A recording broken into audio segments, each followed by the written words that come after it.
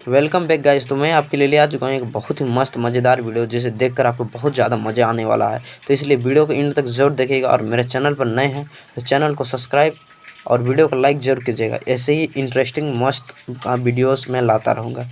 इसके लिए thank you and धन्यवाद।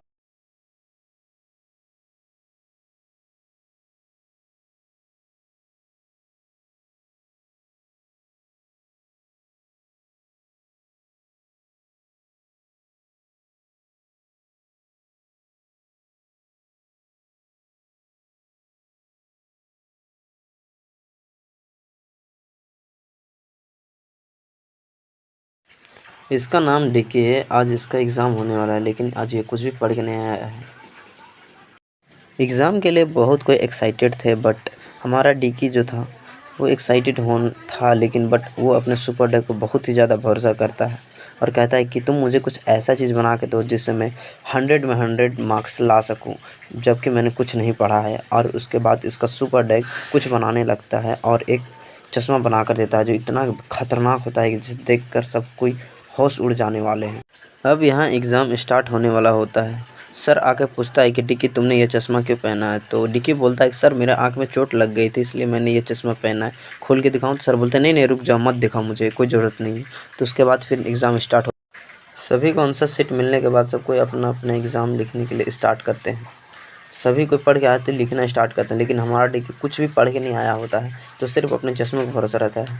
उसके चश्मे का खुलता है और उसके अंदर से एक रोबोट निकलता है जो मक्खी के बराबर होता है, और वो जाके दूसरों के बच्चों के नकल करके डिक्की को उसके चश्मे में दिखाता है। सारे आंसर मिलने के बाद डिक्की हमारा बहुत ही ज़्यादा खुश हो जाता है और वो लिखना स्टार्ट कर देता है। लेकिन उसकी खुशी बहुत ज़्यादा देर नहीं चलती है, क्योंकि उसके जिसका वो नकल कर रहा था उसको मक्खी से भिनभिनाने की आवाज़ से वो परेशान होने लगता है। रोबो मक्खी मारने के बाद डिक्की की तरफ ही उसे फेंक देता है, लेकिन डिक्की उसे परेशान नहीं होता है और वो मुस्कुराता है और कहता है चलो दिखाते हैं आगे क्या होता है। फिर उसके बहुत सारे मक्खी निकल जाते हैं जो एकदम बहुत भयानक पूरे क्लास में फैल जाते हैं और सभी के नकल देखने लगते हैं, और साथ में क्लास के टीचर्स के पास चले जाते हैं। दो बच्चा उन्हें मक्खी मारने जाते हैं, बट वो उनके चश्मे को तोड़ देते हैं। फर्स्ट जाता है स्केल लेकर के, लेकिन वो सर के चश्मे मार देता है और उसका चश्मा तोड़ देता है। फिर इधर से दूसरा बच्ची आती है और वो भी उसके चश्मे मार के दोनों चश्मा उसको तोड़ देते हैं। अब बोलते हैं सर मक्खी था जो आपके चश्मे में बैठ चुका था। दोनों साइड दोनों बच्चों माफ़ी मांग के वहाँ से चले जाते हैं। रिज़ल्ट का टाइम आता है। टीचर बोलता है कि आज सबसे ज़्यादा जो डिक्की हमेशा क्लास में फेल होता है, आज वो पहली बार क्लास में टॉप किया है, जिसे देखकर सभी बच्चे का होश उड़ जाते हैं और वो खुशी से चिल्लाने उछलने लगता है।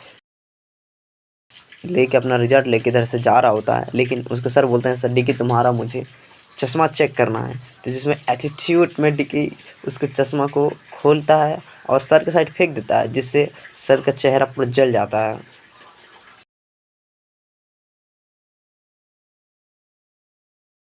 रिज़ल्ट लेने के बाद डिकी बहुत ज़्यादा खुश होता है और वो अपने सुपर डॉग को बताता है कि आज क्लास में क्या क्या हुआ। वो कहता है कि अब नेक्स्ट क्लास जो है मेरा पीटी का है, तो उसके लिए मुझे एक अच्छे से जूते स्पोर्ट्स शूज़ चाहिए, जिससे सुनकर उसका डॉग एक फुर्ती से एक नए जूते को तैयार करने लगता है। उसका जो जूता तैयार होता है इतना मस्त और अच्छा होता है, देख के सबकी दिल का रूह काँप जाएंगे भाई, समझ बता रहा हूँ मैं सच में। पीटी के सर यहाँ बता रहे होते कि मैंने जो ये रिकॉर्ड बनाया वो किसी कोई भी पार नहीं कर सकता, बट डिक्की उधर से दौड़ते हुए आता है और उसके सबसे ऊंचे रिकॉर्ड्स को तुरंत ही तोड़ देता है। जिस पर एक बच्ची कहती है देखिए सर, डिक्की ने आपका रिकॉर्ड तोड़ दिया।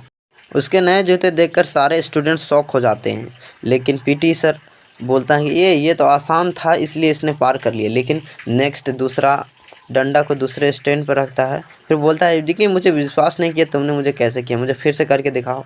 तो निकी अपना जंप मारने के लिए झुकता है और उछल जाता है, बहुत भयानक ऊंचा जंप मार।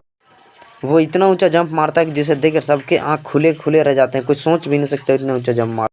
जब वो जिम जाता है तो उसके जूते अपने आप ऑटोमेटिक उसके घुटने और जांघ को कवर कर लेते हैं। उसके बाद वो दौड़ने वाला मशीन में चढ़ता है और वो इतना स्पीड से दौड़ने लगता है कि मशीन का एक एक एक पुर्जा फेंकाने लगता है। कोई भी सोच ही नहीं सकता यार ऐसा कैसे हो रहा है।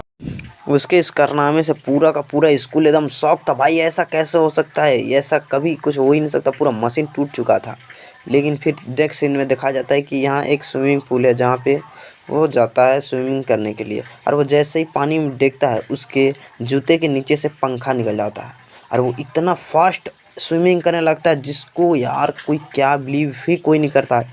सबसे पीछे दौड़ने के बावजूद वो सबसे फर्स्ट आ जाता है। नेक्स्ट सीन में हमें स्कूल का फुटबॉल ग्राउंड दिखाया जाता है जहाँ पे वो एक किक मारता है जिससे पूरा फुटबॉल गोल टूट जाता है। यार कोई सोच ही नहीं सकता कि एक किक में कोई फुटबॉल गोल कैसे तोड़ सकता है।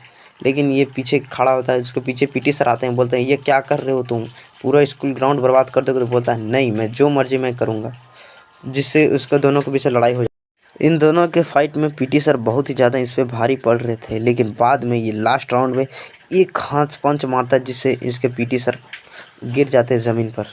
लड़ाई के बाद डिक्की का हाथ जैसे ही हमला करने वाला था, देखता है कि अपना बहुत फेवरेट टीचर है जिससे वो हमला करने वाला होता है। लेकिन पीछे से पुलिस वाले को आते देखकर उसकी टीचर कहती है ये क्या कर रहे हो तुम। तो डिक्की कहता है बहुत देर हो चुकी है, अब नहीं रुकना असंभव है, और इसे कह के वो ऊपर उछल जाता है। नीचे सभी कोई डिक्की को आवाज़ लगा रहे होते, लेकिन डिक्की अपने जूते की मदद से ऊपर उड़ते हुए चला जाता है। लेकिन जूते में कुछ खराबी होने के चलते उसका जूता ख़राब हो जाता है, जिससे वो नीचे गिरने लगता है। लेकिन वो उसके चील में एक पैर रख करके वो वापस नीचे जाने लगता है और उसे अपने खुद सुपर डॉग की परछाई बादल में दिखाई देती है, जिसे देखकर वो बहुत ज़्यादा खुश होता है और अपने हाथ की मदद से वो ज़मीन में बहुत ज़्यादा दबाव पैदा करता है, जिससे सभी कोई नीचे बैठने पर मजबूर हो जाते हैं। लेकिन जैसे ही फिर उसकी आँख खुलती है तो दिखाया जाता है कि वो उसका सपना था और उसके साथ यही फ्रैंक जाता है जो कभी किसी के साथ ना हो। ऐसा फ्रैंक